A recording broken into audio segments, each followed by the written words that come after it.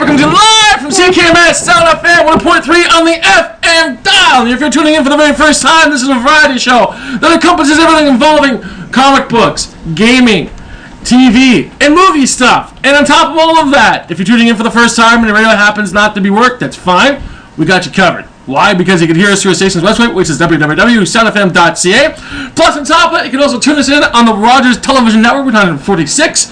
Plus, on top of that, you can stop by our own website, which is part of the show, of course, which is www.wtfshow.com. And one of the few things I did not announce, because, well, things are kind of busy here, there's the Weekly Trending Fandom Show! Woo! And, with that being said, you can see us live on our website, which is www.wtfshow.com/live. And, of course, if you haven't tuned in for the very first time, you should! Because we're here every Tuesday, live for 120 minutes. Well, that being said, if you tune in for the first time, I always ask my co-hosts how they're doing. And we have a very guest coming in today, which is Adora! Adora, yay! Hi, Adora, how you doing? I'm doing okay. Excellent, busy, excellent. Loving the Peterborough life, that's for sure. So how is the Pita Patch treating you these days? I hate it. I don't want to be there. Remember, you've not been exiled to the Pita Patch. You've only been... I've only been gone for 3 weeks, and I already can't stand it. Isn't that insane? That is completely insane. Yeah. And why are you in the Pita Patch? You're not here in the Weekly Trending Fandom Show broadcasting with us every Tuesday, 12 to 2. I just moved back, you know. I dig it. Yeah, it's just time. Yeah. Prolonged visit, unfortunately. God. But other than that, you know, just starting to do some online classes, working on my blog. That's cool. What's your blog? Let's throw it out there. Okay, so my blog is called Little Blue Bleep. It's about nail polish. Little Blue Beep? Little Blue Bleep. Okay. Well, I'll put a link up on the page or whatever. Okay. But, yeah, so basically I just talk about nail polish and the nail polish community, and I'm going to be doing a lot more reviews because I'm getting free nail polish. Woo! That's cool. So, yeah. So I've been working on that. Other than that, nothing really exciting going on. I mean, it's Peterborough, so, like, life stands still there. That's what it feels like anyway. So nothing happening in the Pita Patch at all or anything else like that? Not really. That's why I'm back for a week. It feels good to be back. Awesome. Well, we're really glad that you're here. We missed you here at the Weekly Trending Fandom Show. And if you ever decide to come back to the region, the seat's always open. Awesome. Even if we have 5 people working with us, you'll have a seat making it 6. I don't know how we're going to orchestrate that, but we'll figure that out. But the thing is, I'm glad you're here, and I think we have a fantastic show. And all that being said, let's flip the lens over to 2.0! Hey! How you doing, buddy? I'm alive. That's excellent. Looking kind of snazzy with the jacket today. Not too bad. Yeah. You're the only guy I know that wears a 2-piece suit to work. Which is awesome. No. Do you call this work? I don't think we call this work. Work? No. This is... I'm having a bad day. So I'm going to dress up, look nice, so as no one knows that I'm having a bad day. Since you're having a bad day, let's go into therapy. What's your bad day a little bit? What's happening in 2.0? Oh, man. Well, I guess it's not today that was bad. It was yesterday that was bad. Oh, really? Yesterday, I just finished watching a certain television series that ended, and it left me off on a very depressing note. I'm sure we'll talk about it in the TV segment later. All right, that's good. It left me off on a very depressing note, and then I had to ride... It sounds like a friend of yours kind of got killed. Kind of. More than one of my friends got killed, essentially. And the other thing was I rode my bike to work yesterday, just going down the hill, and then a pedestrian steps out right in front of me. Yeah! Put on the brakes as hard as I can, stop in time, the pedestrian gets away nice and safe. But I popped my back tire on my bike. Oh, goodness gracious. And then I go to work for 8 hours. Yep. And then I have to carry that bike home. Oh, geez. Which is an hour hike without the bike. Wow. What time do you get off of work? 2 o'clock in the morning again? Something like that, yeah. Yeah. Well, there is a little bit of sunshine behind that. A little bit. Yes, I'm here. And allow me to enjoy it. A, you're here, which is great. And the second thing is that, just imagine, if you will, if you had the same problem when living in the old place. Imagine the walk that would encompass. Well, see, on that walk, I could actually stop at McDonald's and pick up dinner. Well, then, I was trying to bring some positivity to the star, and, well, stupid me. But anyways, sorry that your bike popped. Did the Dutch production get hurt at all? Any lawsuit pending, anything else like that? Oh, no. No? Okay. Nothing big on that. I dig it. So, anything else new besides of anything else a little new? bit of rubbing? Oh, I picked up my DJing again. Okay, very good. I got a couple of new sound bites that I want to work with, and it's something that I haven't done in a very long time. How long is a long time for you? A week? Well, I've done my DJing stuff, my mixing and that, but I've gotten away from dropping in random audio bits. Okay. Because one of my trademarks when I started DJing was dropping sound bites from various video games. Okay, we're going to get to this part in the song, and I'm going to play Super Mario going, let's go! I dig it. So I started picking that up again, and we'll see how it goes. Well, that's just wicked. So, any good stuff throughout the weekend here? Something that we could grab on. Yay! 2.0 had a great weekend. No. Why was so pessimistic? We're cutting. I was supposed to go out on Sunday night, and all my friends go, "Yeah, it's too cold." What? To go out, yeah. Are you kidding me? See, oh, goodness gracious. I made plans last weekend to go out on the Sunday. Yeah. And then they all go and say, "No, it's raining. I can't go out." Oh. So they're like, okay, we'll reschedule. We will reschedule. We're good friends. We're going to reschedule. So the next Sunday, which was this past Sunday, they're like, it's too cold. Put pants on. Like, really? Put a sweater on. Go have a drink. Well, one of them's French and has no body fat to speak of. So as soon as there's a slight breeze, he can't step out of the house. Oh, goodness. I have nothing to say about that. my friends are awesome, except they're mutants. Not the cool mutants. The lazy mutants have their friggin' eyes. They got zero body fat. Except inside of ice cubes. Yeah, pretty much. All right, then. So hopefully, you know what? Hopefully next weekend will be a better weekend. Hopefully. Now, what about you? Yay! Me again!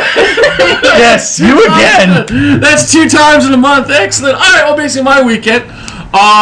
What was I battling this time around? The elements, my friend. Just finished moving in a new apartment, as I said before, which I'm very, very fortunate to find. Fantastic price, decent place, brand new marble counters, brand new covers put in, the whole 9 yards. It's a bit smaller than the old place by a lot, but the thing is that my own personal room is bigger. So the thing is, I'm unpacking, chugging along with stuff, so on and so forth, and it goes up and down constantly. It's like, are you kidding me? And to add the cherry on top of the Sunday, my basement decides to flood itself. That was awesome. Yeah, that would be awesome. Yeah, exactly. So the thing is that we had 1/4 inch of water that came into the place. It didn't encompass the whole apartment, which is kind of cool. Just the bedrooms. So I had to pull everything out. And the cool thing is that my landlord, which I'm very impressed with this stage of the game, I almost want to give him an award for being a cool landlord, was in Virginia. And there wasn't much he could do while he's in Virginia, because he's in Virginia. Oh, yeah. And he called a friend of his to come over to rectify the situation. So they brought industrial air humidifiers in. They brought a lot of blankets, a lot of quilts to soak up all the water, and it was just, I was very impressed at how quickly things managed to click in. Plus, on top of that, when he came back from Virginia, came back with a brand new modem for the apartment. So we all have our individual, we actually have internet now in the place, which is awesome. So all the back shows I haven't been touching, I can now get back onto, including this particular episode. And so that's how all that sort of came together. Yay for awesome landlord. Yeah, exactly. So on! It's been 6 years. I had so many shitty landlords. It's ridiculous. And all of a sudden, here's this new kid who's finished buying the actual place. I think that's the reason why. He's a new homeowner. The cellophane wrap is still around certain objects of the house, so because it hasn't been beaten in yet. So with all that, it's kind of interesting. Also, speaking of interesting things, getting some local news here really quickly before we jump to break. Yeah. Are you familiar with this boathouse shenanigans that's taking place in Victoria Park? Boathouse? No. Yeah. Well, there was this local hangout that baby boomers hang out with called the Boathouse, and they're responsible for actually bringing in live acts. They do something like 150 acts per year type of thing. And a while back ago, the owner of the Boathouse was having difficulties basically making ends meet. Yeah. And the funny thing is that the boathouse location is actually owned by the city. So that's very interesting because basically this all walks into crappy landlords and stuff like that.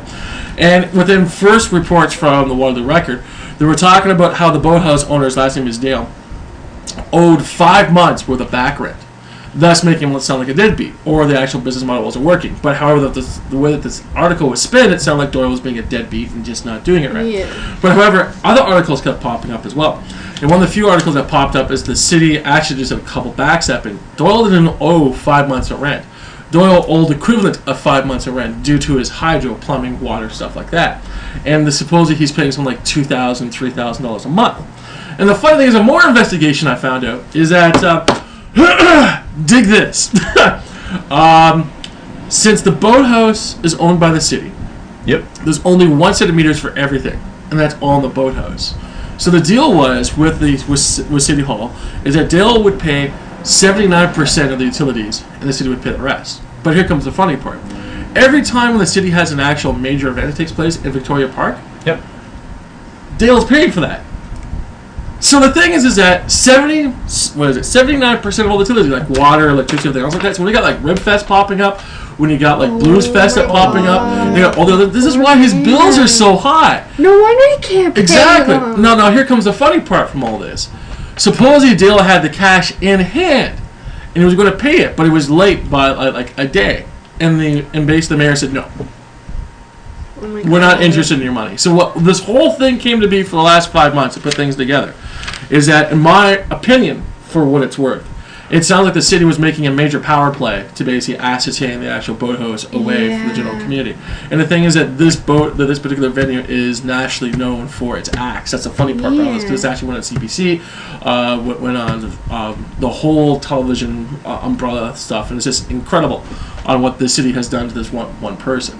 And I think what they're going to be doing is actually putting in an actual shoebox brand name in that place now, allowed to be like a Casey's or something like that type of thing. Really? Yeah, that's what I think is going to happen next. And I found this to be very unfortunate because the thing is that I personally think, and I've been saying this before on the show constantly, that independent retailers and independent stuff is very important to add diversity within the city and add a sense of variety as well. Because if everything's owned by the 7-Elevens or the McDonald's or the Burger Kings and so forth or the Casey's, where's the actual genuine difference between A and B? It's just it's ridiculous. So so basically, a word of the wise: if you make a deal with the actual City Hall people, make sure you count your fingers after you shake their hands. Read the contract. Oh yeah, exactly.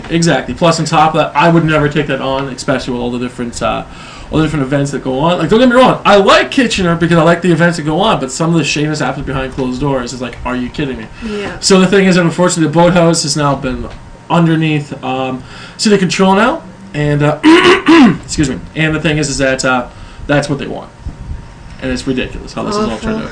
And also on top of that, over the weekend as well, Martin Short came into town, did his one-man band, one-man act, and we were very fortunate to actually get some press passes for that, and we'll be writing up an article fairly shortly on the Weekly Trending fandom page, or the website it is. And on top of all of that, it was very odd to see Martin Short for me, because the thing is that he's announced to everyone he just turned 62. So the thing is that he's in his 60s. Martin Short is in his friggin' 60s, and he's still doing one-man acts, which is incredible. And on top of that, it's like, so I looked at myself retrospective and I think, wow, I'm getting old too. Jesus, I remember Martin Short as a kid watching his movies and stuff like that, and here he is live on the stage doing his thing. And the thing is that he hasn't done anything really recently, so that's interesting for me to see as well, because the thing is that he's a constant performer. He used to be involved in Second City, stuff like that, Saturday Night Live, and for him up actually doing movies, it's like, that's interesting. But he seems to be doing his live stage stuff, so that's also interesting for me to see. Plus, on top of that as well, Whoopi Goldberg also came into town, and I had a quick interview with Miss Goldberg, which we'll play in one of our future broadcasts, and it was very interesting talking to her, because it was just, again, she's getting older in her years. She's talking about her kids who can't leave home. She's talking about how she's actually getting older and the different biological aspects of her body that's being transformed into an older person. And she's getting more cranky, and also she doesn't understand social media. Reason being is she doesn't get that people are now talking to each other more on Facebook and Twitter and stuff like that, and actually physically going out and meeting. She also talked about how much pot costs and the ridiculous cost behind that, because basically back in her day, she'd get like a garbage bag full of pot for $10. Pretty much. Now you get like half a zip bag for the same price. And on top of that, it's so potent, she's just loses her senses from all that. so that was Anita Whooper Goldberg. And the thing is, I'll also like to thank the actual people from Cinema Square for actually giving us press passes to actually go and actually see these people and talk to these people. And we hope to actually generate more synergy with Cinema Square as time continues on. Because as it's coming up, BB King's also coming into town, Cinema Square, plus on top of that, Smash Mouth's also coming into town, which I think I'm very excited to see, and hopefully get interviewed with these two people. That'd be pretty cool, if you know what I mean. And on top of that, all the events that we find cool and trending, we'll be posting on our website. And once again, the website is www.thebtelshow.com.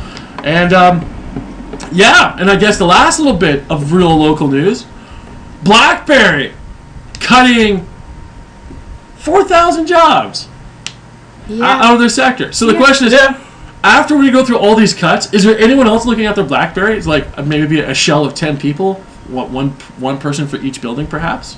There's going to be nobody left. Yeah! And, like, what is that? I don't know, like, it's been coming for a while. Yeah. It's been coming for a while. And, like, I We've been talking about this on the show for a while as well. Yeah, because, you know, last summer when that all went down and they cut all those jobs. Yeah. It's what was like, it? Like what's... 20,000 jobs? Yeah, like tons and tons. And they shut down whole entire buildings and just left them vacant kind of thing. So, I mean, it's been kind of a long time coming. It's unfortunate to see it go, but, I mean... If you just can't compete in the market, you can't compete in the market. For sure. Let's throw this question around the room here. What do we think of the BlackBerry 10 OS system? Do we like it? Do we hate it? Because supposedly that really underperformed. It did, and it's awful. They're trying to do something that they're not meant to do. Like, they're trying to be like Android and trying to be like iPhone, and that's not who BlackBerry is. That's not what the people want from BlackBerry. Yeah. So, what do you think 2.0? Yeah, that's pretty much what they're doing with the BlackBerry thing. Yeah. They're trying too hard to be something Really the only benefit for using the BlackBerry right now is their extra messaging system. BBM? Yeah, BBM. That never works. It never works.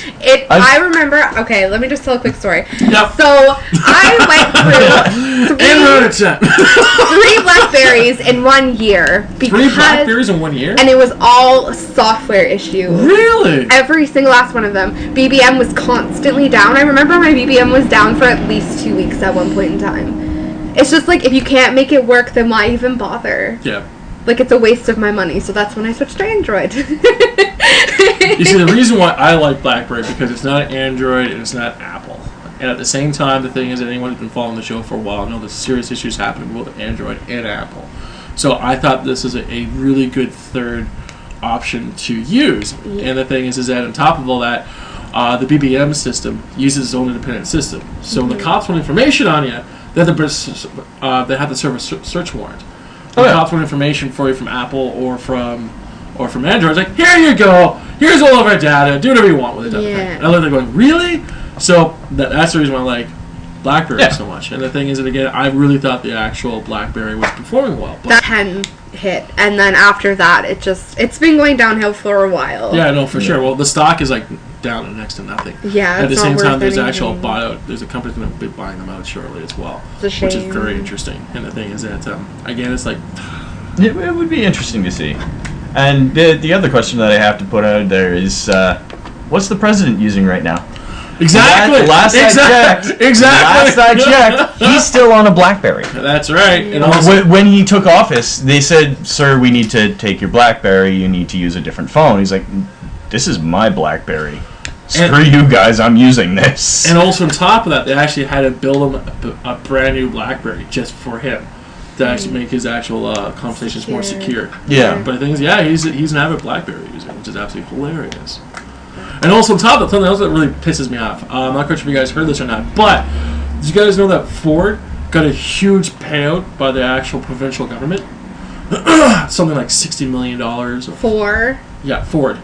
Yeah, but for what? Just for being Ford. Oh my god. And then, so basically what's going on here, which drives me nuts, is that on one hand, you have the provincial government shelling out a lot of cash to Ford to keep their actual operations going, but when it comes to BlackBerry, they get nothing. Yeah, it's kind of like you're on your own. Yeah, exactly. And I thought that's completely unfair, and I'm going, are you kidding me on that aspect?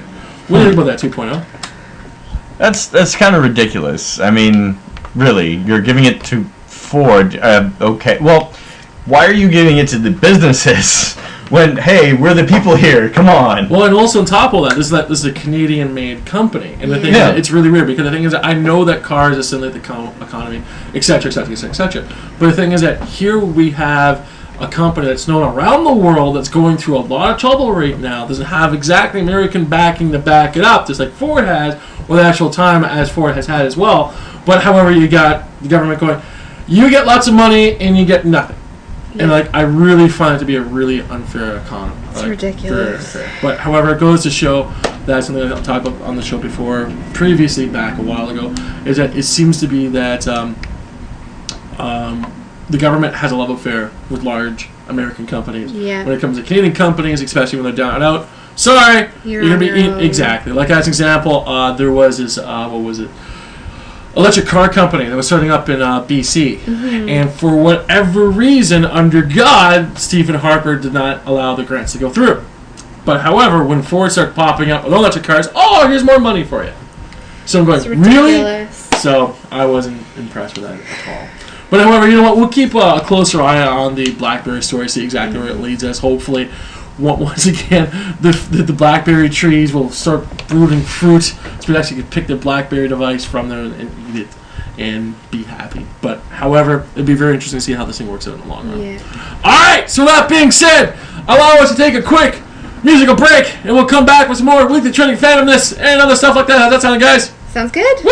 There we go. All right.